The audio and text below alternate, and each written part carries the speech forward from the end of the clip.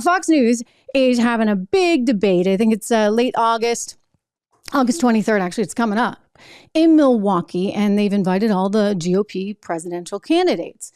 And obviously, the one that's leading the pack by a long shot is someone that you kind of would need to have there if you're going to have a GOP primary debate. Now, I've anchored GOP primary debates for Fox Business there in Milwaukee, actually. So I'm familiar with the venue. I'm familiar with the setup to this. I'm familiar with the need to have all the candidates there. And so Donald Trump's like, well, why would I do this? Like, Rupert Murdoch doesn't exactly like me very much.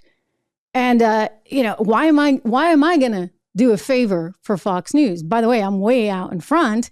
So who even needs to do a debate? I mean, it's quite clear that he doesn't need to do one. Just like, well, Biden doesn't really need to debate RFK, right? Why would you? You're clearly the guy who's running. I think if the Democrats were smart, they'd primary Joe Biden, but they're not smart and they're going to keep him running. And so their only course of action is to try to somehow take down Trump, make sure that he's, I don't know, tied up with legal issue after legal issue after legal issue, or possibly in jail. Anyway, so he's like, you know what? I'm not doing it. I'm going to sit down with Tucker instead, which I think is kind of a brilliant move. And it's a gamble. It's a gamble for even Trump, because I'll tell you, Tucker takes no prisoners.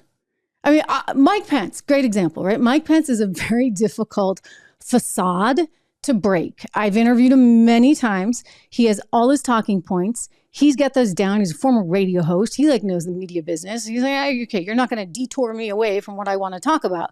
But there was this little incident recently. The Blaze had this big conference. Tucker was brought in. He interviewed Mike Pence on stage. And well, the rest is Mike Pence's career history. Watch.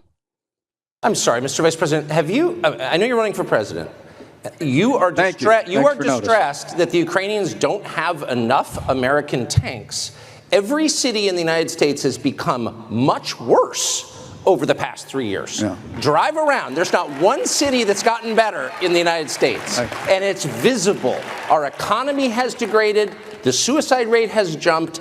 Public filth and disorder and crime have exponentially increased. And yet your concern is that the Ukrainians, a country most people can't find on a map, who've received tens of billions of U.S. tax dollars, don't have enough tanks. Right. I think it's a fair question to ask, where's the concern for the United States in that? Well, it's not my concern. Tucker, I've heard that routine from you before, but that's not my concern. He just doubled down. It's not my concern. And I've heard that from you before, and it's not my concern. Excuse me. It's not your concern. You're running for president of the United States. Did he not hear a darn thing that Tucker said? It's not your concern that people are struggling economically. It's not your concern that we have such a massive increase in crime.